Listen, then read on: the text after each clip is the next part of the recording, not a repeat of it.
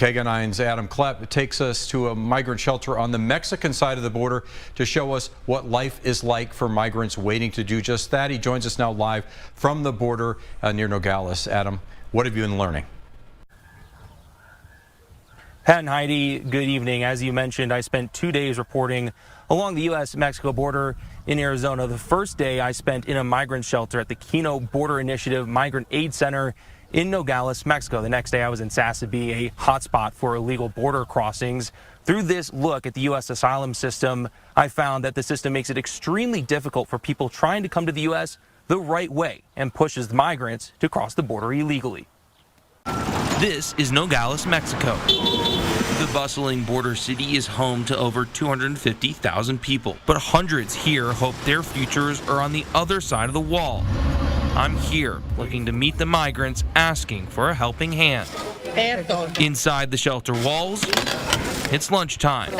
While grateful for the warm meal, it's one all of the migrants hope they soon can skip. They all have been trying to use a government app to get an asylum appointment at the Nogales port of entry. This mother from Mexico has been trying for 4 months to get her appointment with no luck. Sí, a la Virgen le rezo mucho que salga mi cita, que pronto pues esté en mi destino.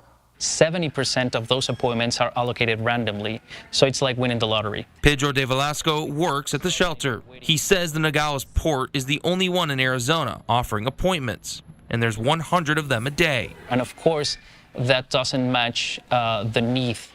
So you have people that are here stuck. And as migrants are stuck, waiting to get into the U.S. the legal way, this group of men illegally crossed the border near Sasabe, Arizona, heading toward this desert encampment run by humanitarian volunteers. 2 men from Africa are here, and they know about the app. I hear about that. But said waiting in Mexico wasn't an option. I have to have money to stay in Mexico City. My money going to in, and I have no choice. Yes, I take a risk. The risk has paid off for now. The migrants are waiting safely in the U.S. for Border Patrol to apprehend them. But back in Mexico, the migrants at the shelter are still waiting to win the asylum lottery. ¿Cuál es su mayor temor?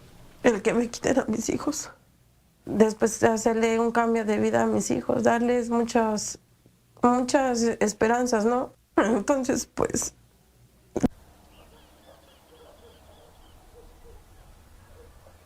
So since this reporting earlier this week, I was able to reach back out to Yasser, the Sudanese migrant I met in Sasabe, over WhatsApp. He told me within 24 hours of our interview, he had been apprehended and then released to Casalitas by Border Patrol. He now says he's relieved to be here and is heading to New York. We reached out then to the Kino Border Initiative. They tell us the migrant mother that I interviewed still has not been able to get a CBP-1 appointment at the Nogales port of entry. She'll wake up and try again tomorrow. Pat and Heidi. Now, Adam, I have a question. If the migrants who get across the border illegally are being quickly released, like Yasser, why don't the migrants in the shelter all go that route?